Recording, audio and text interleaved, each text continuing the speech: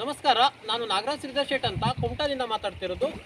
ಉತ್ತರ ಕನ್ನಡ ಲೋಕಸಭಾ ಚುನಾವಣೆ ಅಭ್ಯರ್ಥಿನೂ ಆಗಿದ್ದೀನಿ ಮತ್ತು ಕುಮಟಾ ಹೊನ್ನಾವರ ವಿಧಾನಸಭಾ ಕ್ಷೇತ್ರದ ಅಭ್ಯರ್ಥಿ ಆಗಿದ್ದೀನಿ. ಈಗಾಗಲೇ ನಾನು ಹೇಳುವಂಥ ವಿಷಯ ಏನಂದರೆ, ರಾಮಫಲ ಮತ್ತು ಸೀತಾಫಲದ ಬಗ್ಗೆ ಸಂಕ್ಷಿಪ್ತವಾಗಿ ವಿಷಯವನ್ನು ಉಲ್ಲೇಖ ಮಾಡ್ತಾ ಇದ್ದೀನಿ. ಏನಂದರೆ, ಈಗಾಗಲೇ ನಾವು ರಾಮ ಮತ್ತು ಸೀತಾಮಾತೆಯವರು ವನವಾಸಕ್ಕಂತ ಹೋಗ್ತಾರೆ. ಲಕ್ಷ್ಮಣ ಎಲ್ಲ ಸೇರಿ ವನವಾಸದ ಸಮಯದಲ್ಲಿ ಶಬರಿ ಸಿಗ್ತಾಳೆ. ಶಬರಿ ಸಿಕ್ಕಿದವಾಗ ಆಕೆ ಅದೇನು ಮಾಡ್ತಾಳೆ ಅಂದರೆ, ರಾಮಫಲ ಮತ್ತು ಸೀತಾಫಲವನ್ನು ಅದು ತಿಂದುಬಿಟ್ಟು ರಾಮನಿಗೆ ಕೊಡ್ತಾಳೆ. ರಾಮನಿಗೆ ಕೊಟ್ಟ ನಂತರ ಅವನು ಅದನ್ನು ರಾಮಫಲ ಅಂತ ಕರೀತಾರೆ.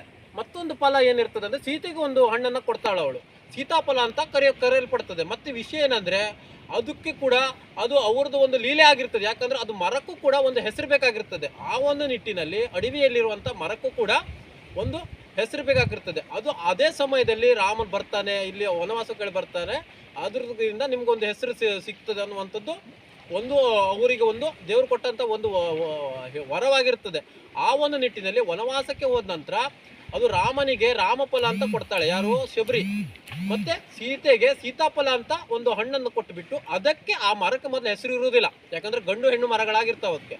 ಅದಕ್ಕಾಗಿ ಆ ನಾಮಕರಣವನ್ನು ರಾಮಫಲ ಸೀತಾಫಲ ಅಂತ ಕರೀತಾರೆ ಎರಡು ಮರಕ್ಕೆ. ಮತ್ತೆ ಮುಂದಿನ ದಿನದಲ್ಲಿ ಮತ್ತೆ ಹನುಮಂತ ಫಲ, ಮತ್ತೊಂದು ಲಕ್ಷ್ಮಣ ಫಲ ಎಲ್ಲ ಭಾಳಷ್ಟಿದ್ದಾವೆ. ಅದಕ್ಕೂ ಕೂಡ ಅನೇಕ ರೀತಿ ಕಥೆಗಳಿದ್ದಾವೆ. ಅದ್ರ ಬಗ್ಗೆನೂ ಮುಂದಿನ ದಿನದಲ್ಲಿ ಉಲ್ಲೇಖ ಮಾಡ್ತೀವಿ. ಆದರೆ ರಾಮಫಲ ಮತ್ತು ಸೀತಾಫಲಗಳ ಬಗ್ಗೆ, ಅದು ಶಬರಿ ಆದವಳು ರಾಮನಿಗೆ ಮತ್ತು ಸೀತೆಗೆ ಆ ಸಮಯದಲ್ಲಿ ಕೊಡುವಂಥ ಹಣ್ಣು ಅದು ಅಂದ್ಕೊಂಡು ನಮ್ಮ ಪೂರ್ವಜರು ನಮಗೆ ಹೇಳಿರೋದು ಇದನ್ನು.